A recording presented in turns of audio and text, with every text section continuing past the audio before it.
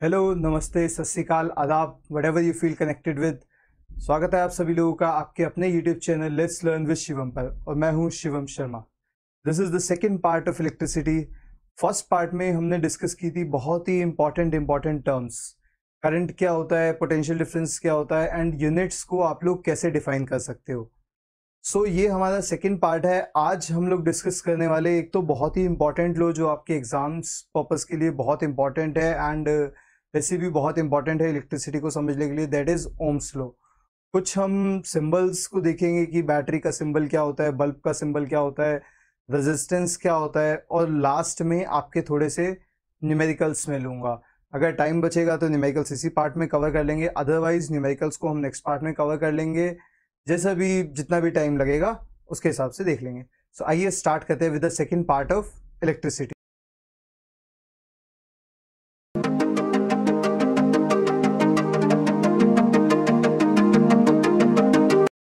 ये आप देखोगे कुछ इंपॉर्टेंट सिंबल्स है हमारे, जिन सिंबल्स की हेल्प से हम जो है डायग्राम्स ड्रू कर सकते हैं। डायग्राम्स एज इन जो इलेक्ट्रिकल सर्किट्स है उनको रिप्रेजेंट करने के लिए हम लोग सिंबल्स का यूज़ करते हैं, क्योंकि सर्किट्स में आप हर जगह तो नहीं लिख सकते ना कि भाई ये सेल है, ये बैटरी है, वो बहुत ही कॉम्प्लिकेटेड हो जाएगा। क्योंकि 10th क्लास में तो आपके सिंपल सर्किट्स है, बट जब आप 12th में जाओगे, 11th में जाओगे, तो वहाँ पर जो है थोड़े से कॉम्प्लेक्स सर्किट्स है, तो हमें सिंबल्स का यूज़ करना पड़ता है। ठीक है ना। सिंबल्स देखो, एक तो वैसे भी क्वेश्चंस में आपसे पूछे जाते हैं, एंड वैसे भी काफ़ी सारे सर्किट्स में आएंगे, तो आपको हर एक सिंबल पता होना चाहिए।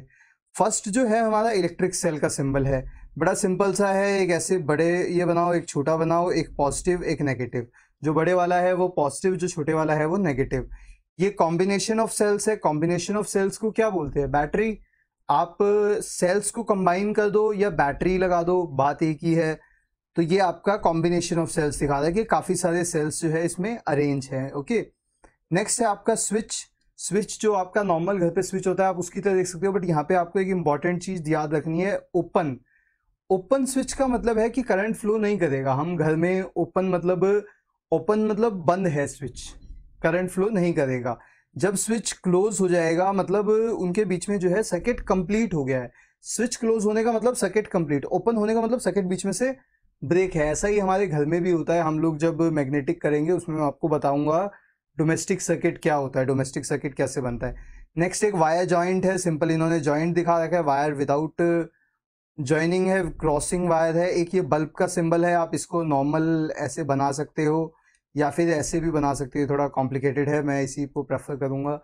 ये आपका रजिस्टर है, जो आप आज हम डिस्कस करेंगे कि रेजिस्टेंस क्या होता है। रियोस्टैट भी हम डिस्कस करेंगे। बस अभी आप ये याद रखो कि इसकी जो रेजिस्टेंस है वो फिक्स्ड होती है, फिक्स्ड रेजिस्टेंस। एंड रियोस्टैट की जो रेजिस्टेंस है उसको जो है हम वेरी कर सकते हैं, मतलब वेरिएबल होती है रेजिस्टेंस, वेरिएबल रेजिस्टेंस होती है इसके पास। नेक्स्ट एमीटर है। एमीटर हमने लास्ट टाइम डिस्कस किया था। Ammeter is an instrument use to measure electric current, and voltmeter is an instrument use to measure potential difference. So this is ammeter.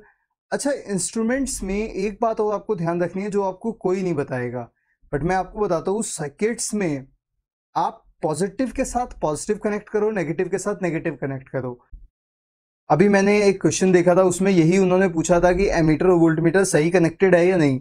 तो उसमें जस्ट आपको यही देखना था कि पॉजिटिव से पॉजिटिव कनेक्ट है, नेगेटिव से नेगेटिव कनेक्ट है या नहीं है।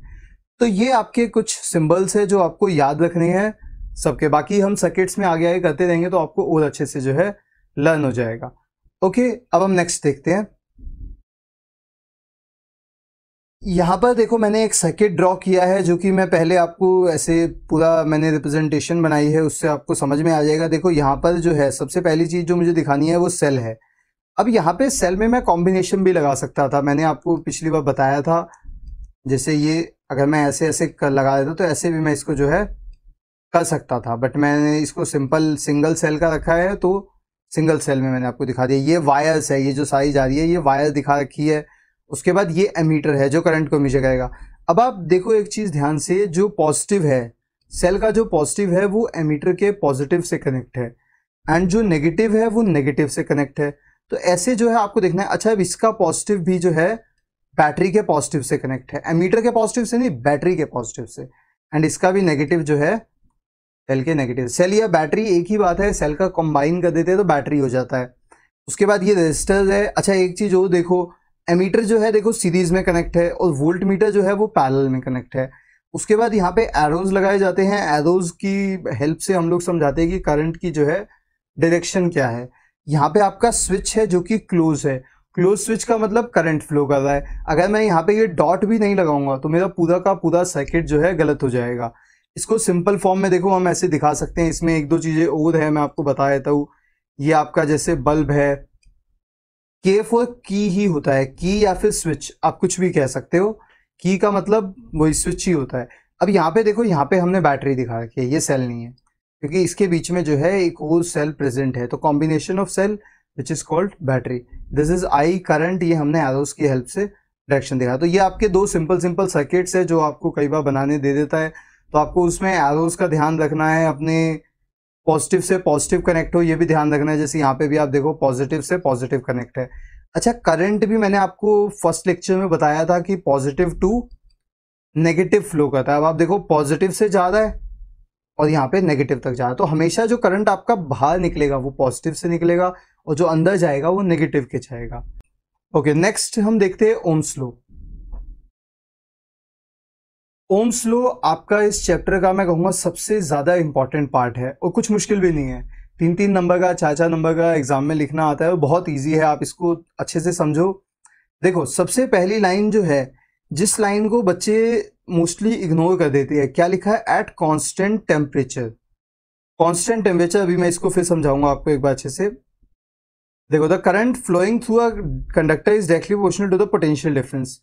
डायरेक्टली प्रोपोर्शनल का मतलब क्या होता है कि अगर एक चीज बढ़ेगी तो दूसरी भी बढ़ेगी। अगर कोई एक चीज बढ़ाऊंगा तो दूसरी भी अपने आप उसी प्रोपोर्शन से बढ़ेगी, इसका मतलब होता है डायरेक्टली प्रोपोर्शनल। जैसे आपकी प्रैक्टिस डायरेक्टली प्रोपोर्शनल है आपके रिजल्ट के। डायरेक्टली प्रोपोर्शनल है मतलब जितनी ज्यादा आप प्रैक्टिस करोगे उतना आपका रिजल्ट अच्छा आएगा।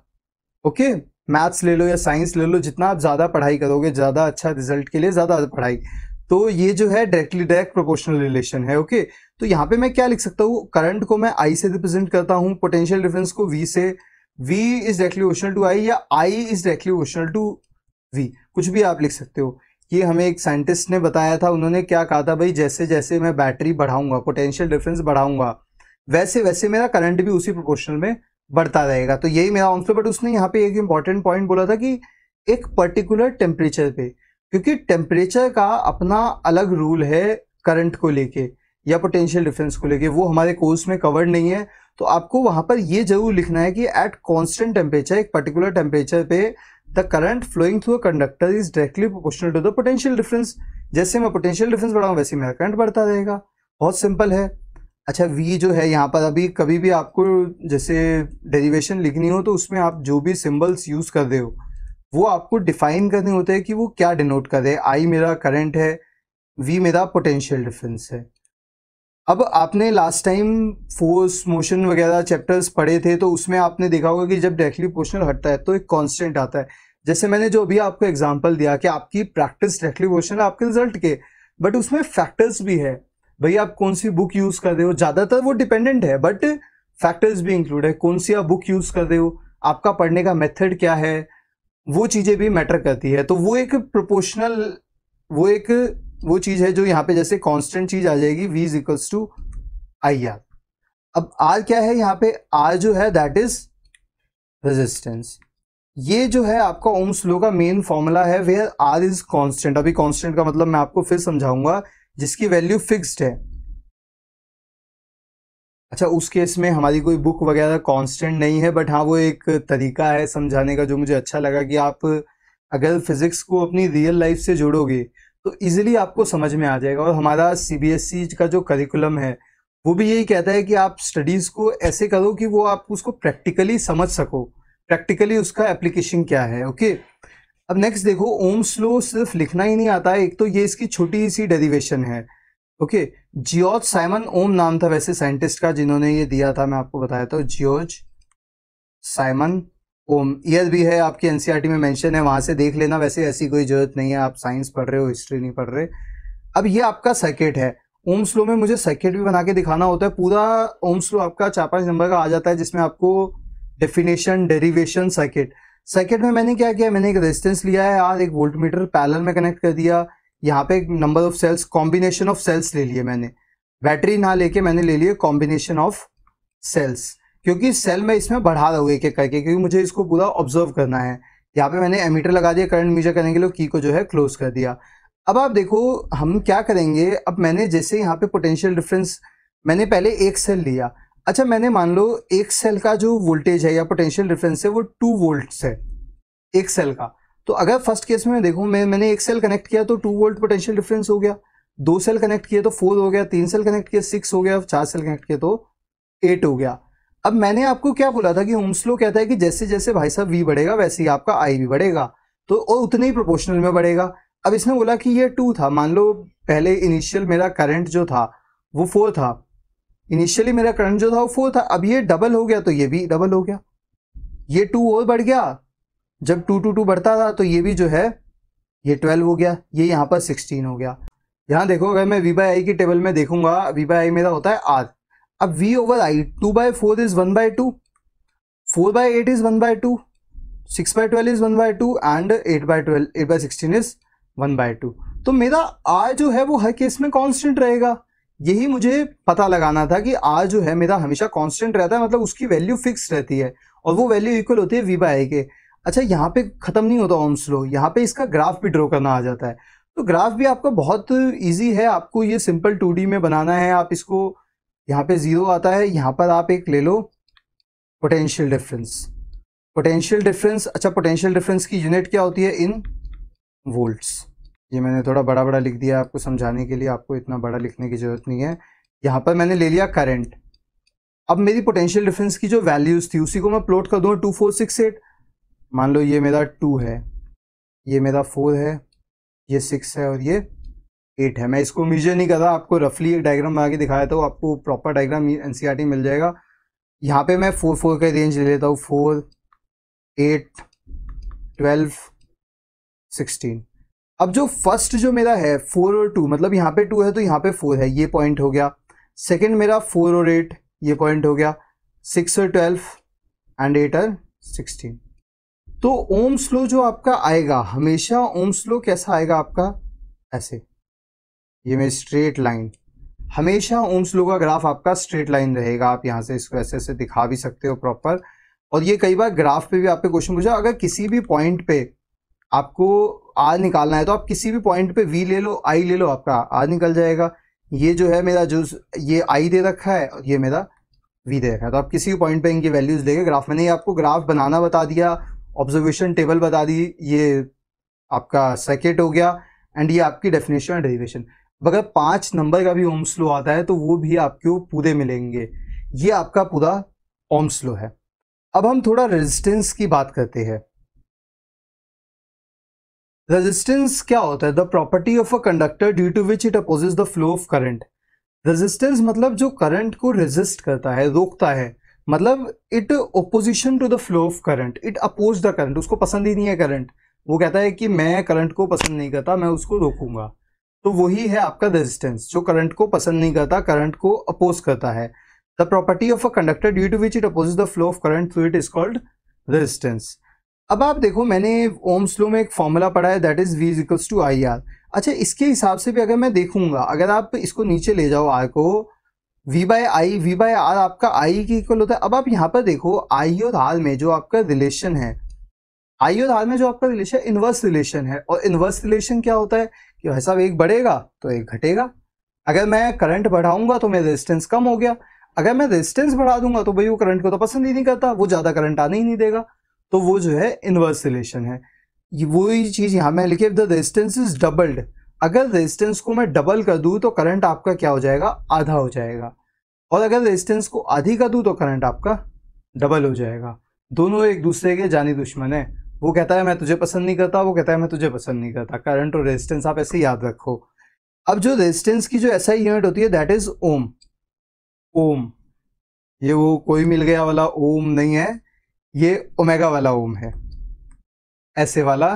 तो ये आप सिंबल है ओम का, ये आप बना सकते हो। उसके बाद देखो अगर आप यहाँ पे यूनिट देखोगे, ओम 1 ओम को डिफाइन करना, मैंने आपको लास्ट टाइम बताया था कैसे डिफाइन करना है। अब आई जो है, आर जो है, आर का यहाँ से फॉर्मूला क्या आ जाएगा, V over I, V over I आ गया, तो वी आपका होता है 1 वोल्ट ओवर 1 एम्पियर। तो अगर मुझे रेजिस्टेंस को 1 ओम करना है तो मैं क्या कहूंगा, when the potential difference is 1 volt and current is 1 ampere, my resistance is 1 ohm. Simple. ऐसे आप यूनिट की डेफिनेशन जो है बना सकते हो। मैंने लास्ट टाइम आपको 1 एम्पियर की भी बताई थी, 1 वोल्ट की भी बताई थी। इन द सेम वे आपकी कोई भी फिजिक्स की यूनिट हो, सारी डेफिनेशंस आपकी ऐसे ही बनती है। आप इसको थोड़ा सा और साइंटिफिक वे में बोल सकते हैं, if I maintain the potential difference to 1 volt and current flow is 1 ampere then the resistance is 1 ohm. Okay, तो ये आपका जो है रेजिस्टेंस है। ऐसे भी आप रेजिस्टेंस को डिफाइन कर सकते हो, ratio of the potential difference applied across the ends of a conductor and current flowing through it is a constant quantity. Resistance जो है कांस्टेंट है। अच्छा, मैंने आपको जब सिंबल्स बताए हैं तो मैंने एक चीज बताई थी, मैं दिखाता हूं आपको। मैंने आपको यहाँ पर एक वेरिएबल रेजिस्टेंस बताया था, एक रेजिस्टेंस आर बताया था। इसके बीच में भी कई बार डिफरेंस पूछ लेता है। वेरिएबल का मतलब जो वेरी करती है जिसकी वैल्यू। तो रियोस्टैट एक ऐसा रेजिस्टेंस होता है जिसकी वैल्यू हम अपने हिसाब से चेंज कर सकते हैं, बट रेजिस्टेंस जो है वो फिक्स होता है। रजिस्टर, अगर मैं रजिस्टर ले लूंगा 5 ओम का तो वो 5 ही रहेगा, बट अगर मैंने वेरिएबल रेजिस्टेंस लिया तो मैं उसको 5 भी कर सकता हूँ, 10 भी कर सकता हूँ, 15 भी कर सकता हूँ। Variable resistance is the resistance whose values can be varied and fix resistance the resistance whose values is fix. तो ये छोटा सा डिफरेंस है इसमें।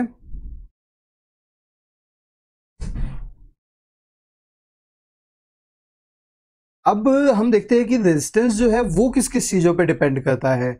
देखो आपका भाई ये बड़ी सिंपल सिंपल सी चीज है, अगर आप इसको प्रैक्टिकली सोचोगे ना तो ये आपको वैसे ही आ जाएगी।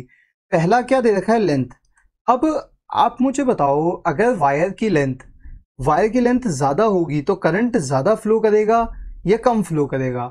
नॉर्मल सी बात है, कम फ्लो करेगा। तो रेजिस्टेंस जो है वो डायरेक्टली प्रोपोर्शनल होती है लेंथ के। लेंथ के डायरेक्टली प्रोपोर्शनल है रेजिस्टेंस, मतलब लेंथ बढ़ेगी तो रेजिस्टेंस बढ़ेगी, रेजिस्टेंस बढ़ेगी तो करंट कम हो जाएगा। नेक्स्ट, रेजिस्टेंस इनवर्सली प्रोपोर्शनल होती है एरिया के। एरिया वो वाले एरिया की बात नहीं है, क्रॉस सेक्शनल एरिया जो उसकी मोटापा होता है उसका एरिया, उसका जो एरिया है अगर वो ज्यादा होगा तो नॉर्मल सी बात है करंट भी ज्यादा फ्लो करेगा, उसको ज्यादा जगह मिल जाएगी, तो रेजिस्टेंस जो है वो कम हो जाएगी, ऑब्स्ट्रक्ट नहीं होगा वो। ओके, तो ये इससे इनवर्सली प्रोपोर्शनल है। नेचर, मटेरियल का नेचर कैसा है उस पर भी हमारी रेजिस्टेंस डिपेंड करती है कि वो ग्लास है, वो वुड है, वो कैसा नेचर है उसका। नेक्स्ट, टेम्परेचर, टेम्परेचर पे भी डिपेंड करती है। अगर हम टेम्परेचर को बढ़ा देंगे तो उसकी रेजिस्टेंस बढ़ जाएगी। ऑल्दो इसका रिलेशन हमारे कोर्स में नहीं है कि टेम्परेचर पे कैसे डिपेंड करती है, बस आपको ये पता हो जाए कि टेम्परेचर पे भी डिपेंड करती है। Still I am telling you, अगर हम टेम्परेचर बढ़ा देंगे तो हमारी रेजिस्टेंस जो है वो इंक्रीज हो जाएगी। अब ये फर्स्ट एंड सेकंड इक्वेशन मैंने लिखी है यहाँ पर, तो इसको भी अगर मैं दोनों को कंबाइन करूँ, कंबाइनिंग फर्स्ट एंड सेकंड, तो R is proportional to L over A, मैं ऐसे भी लिख सकता हूं। अब यहां पर भी वही चीज, अगर रेजिस्टिव प्रोपोर्शनल हटेगा तो कोई ना कोई चीज आएगी, तो यहां पे जो आता है ये होता है रो। रो का मतलब रेजिस्टिविटी। रेजिस्टिविटी क्या होती है? रेजिस्टिविटी एक तरह से आप समझ सकते हो कि एक तरह से फिक्स्ड रेजिस्टेंस ही है रेजिस्टिविटी।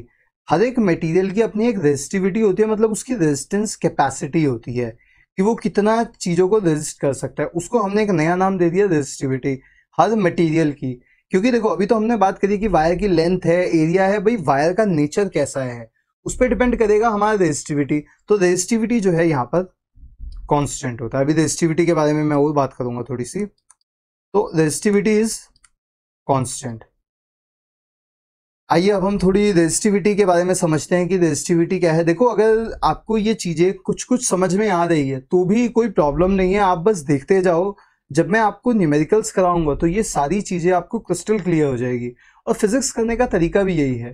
फिजिक्स जो लोग ऐसे करते हैं कि पहले सारे कंसेप्ट समझ लो फिर सारे न्यूमेरिकल्स कर लो, ऐसे नहीं होती फिजिक्स। फिजिक्स क्या होता है, थोड़ा सा कंसेप्ट समझो फिर न्यूमेरिकल्स करो। उससे क्या है कि जो कंसेप्ट आपने समझे वो आपके दिमाग में सॉलिड हो जाते हैं। अब हम देखते हैं रेजिस्टिविटी। रेजिस्टिविटी देखो क्या होता है। रेजिस्टिविटी ये मैं वही चीज है जो मैंने आपको डेरिवेशन पिछली समझा दी है, रेजिस्टेंस के बारे में सारा लिखा हुआ है। अब आप देखो अगर मैं इसी फॉर्मूले में R equals to rho L by A, L over A भी बोल सकते हो। अगर मैं let's take a conductor, area of cross section को A ले लूँ, A को सॉरी 1 ले लूँ, तो अगर मैं आर को दोबारा लिखूं और लेंथ भी मैंने 1 ले ली, एरिया भी 1 ले लिया, तो आर इज इक्वल्स टू रो आ गया। तो यहां से मेरी रेजिस्टिविटी की एक छोटी सी डेफिनेशन बन जाती है कि resistive substance is numerically equal to the resistance.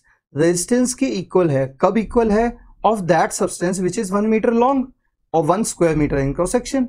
मतलब अगर मैंने एरिया को 1 मीटर स्क्वायर कर दिया और लेंथ को 1 मीटर कर दिया, तो आपकी जो रेजिस्टिविटी है वो रेजिस्टेंस के इक्वल है।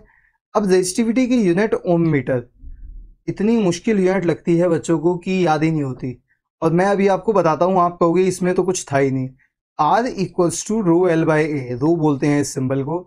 अगर मैं रो निकालूंगा यहाँ से, रो का फॉर्मूला लूंगा तो क्या आ जाएगा? R into A by L. अब आर की यूनिट होती है ओम, एरिया की यूनिट होती है मीटर स्क्वायर, लेंथ की यूनिट होती है मीटर, तो यहाँ से मेरी रेजिस्टिविटी की यूनिट बन गई ओम मीटर। सिंपल। कुछ था इसमें? आपको कुछ लगा मुश्किल था? कुछ भी नहीं है, बहुत ईजी है। बच्चे बस कंसेप्ट नहीं समझते इसलिए लगता है। एक चीज यहाँ पे उधर, रेजिस्टिविटी जो है does not depend on the length और थिकनेस, वो डिपेंड करता है सिर्फ नेचर पे एंड टेम्परेचर पे। यहाँ पे मैंने एक टेबल आपको दी है, यहाँ पे देखो। अब आपको याद होगा आपके कंडक्टर्स होते हैं, conductor, semi conductor, insulator. Conductor जिनके अंदर से इजीली करंट फ्लो कर जाता है, सेमी कंडक्टर, कंडक्टर और इंसुलेटर के बीच में, इंसुलेटर जिनके थ्रू करंट पास नहीं करता। अब नॉर्मल सी बात है, अगर कंडक्टर है, करंट को अलाउ कर रहा है कंडक्टर, तो कंडक्टर की रेजिस्टिविटी ज्यादा होनी चाहिए या कम होनी चाहिए? ऑब्वियस सी बात है, उसकी रेजिस्टिविटी कम होनी चाहिए, जब भी तो करंट फ्लो करेगा। तो रेजिस्टिविटी जो है सिल्वर की, आप देखोगे ये इतनी रेजिस्टिविटी होती है। उसके बाद बहुत, ये देखो माइनस में है टैंक की पावर, तो बहुत कम होती है सिल्वर, कॉपर, इसीलिए silver is the best conductor. ये भी आपको पता होना चाहिए कि सिल्वर जो है बहुत ही अच्छा कंडक्टर माना जाता है सिल्वर। उसके बाद यहाँ पर आपके अलॉयज हैं, अलॉयज की रेजिस्टिविटी जो है बीच में होती है, मेटल और इसके, मेटल्स और नॉन मेटल्स के जनरली, या मेटल और उसके कह सकते हो आप सेमीकंडक्टर्स एंड इंसुलेटर्स के, कंडक्टर इंसुलेटर्स के। अलॉयज की रेजिस्टिविटी यहाँ पे ली हुई है, यहाँ पर ये आपकी सेमीकंडक्टर्स की जो थोड़ी सी ज़्यादा है। उसके बाद इंसुलेटर्स की रेजिस्टिविटी सबसे ज़्यादा होती है आपकी, क्योंकि इंसुलेटर ने तो करंट को जाने ही नहीं देना, करंट नहीं जाएगा तो रेजिस्टेंस अपने आप ही ज़्यादा है, मतलब इसीलिए करंट नहीं ज़्यादा। तो ये रीज़न है कंडक्टर, इंसुलेटर, ये सब में डिवाइड कैसे होता है।